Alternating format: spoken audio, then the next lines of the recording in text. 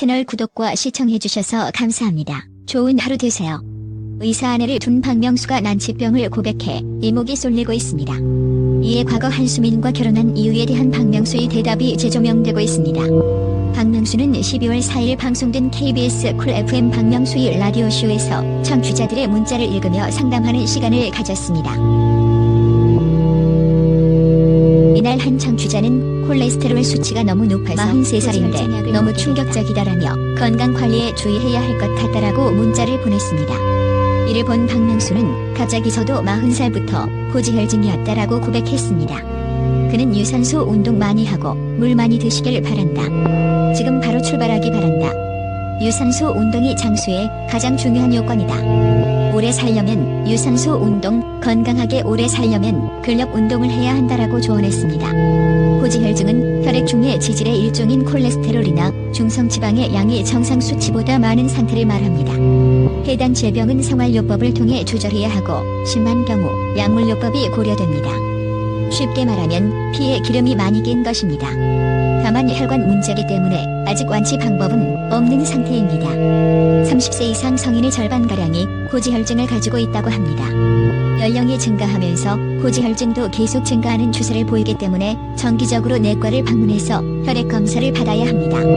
고지혈증은 그 상태 자체보다 심근경색이나 뇌졸중 등 중대 질병의 원인 질환이 된다는 점에서 위험합니다. 25세 이후부터는 성장 호르몬 분비량이 급격히 줄어들면서 이상지질혈증의 발현 비율도 높아지기 때문에 25세 이후부터는 1년에 한 차례 정도는 내과에서 혈액 검사를 받아보면서 콜레스테롤 수치를 관리해야 합니다. 가장 저렴하게 혈액 검사를 하는 방법은 보건소에서 건강검진 중에 기초의학검사라는 항목의 유료 검사를 이용하는 것입니다. 각 보건소 정책에 따라 무료로 해주는 경우도 있는데 예를 들어 대사증후군 관리 대상으로 지정되거나 의사의 판단에 따라 무료 검사를 해주는 경우도 있다고 합니다. 순환기내과, 내분비내과 등에서 진료합니다. 10대 소아 청소년도 예외 없이 걸리는데 세월이 가면서 학업, 취업, 입학시험 스트레스, 학원 스케줄 등으로 패스트푸드를 자주 먹게 되면서 고지혈증 발현 비율이 늘어나고 있어 각별한 주의가 필요합니다. 앞서 박명수는 방송에서 충격적인 건강검진 결과를 공개해 이목이 쏠렸던 바 있습니다. 2018년 8월 방송된 TV조선 예능 프로그램 세상 어디에도 없는 아내의 맛에서 박명수는 건강검진을 받기 위해 아내와 병원을 찾았습니다. 당시 박명수는 아내의 맛 MC로 활약하며 간혹 댓글로 눈 감고 누가 봐도 지쳐있는 것으로 보이는 만성피로와 불면증에 시달리는 상태였습니다. 숙면에 어려움을 겪고 있는 박명수를 보다 못한 아내 한수민이 나서서 건강검진을 진행했고 생각했던 것보다 더욱 충격적인 진단에 경악을 금치 못했습니다. 한수민은 의사에게 남편이 기력이 쇠하고 잠도 못 잔다.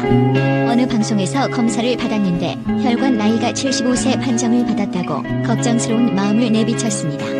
의사를 만난 박명수는 아침이 허리가 아파서 걷기까지 통증이 오래 걸린다고 고통을 호소했고 한수민은 남편이 만성피로에 불면증을 가지고 있다고 말했습니다.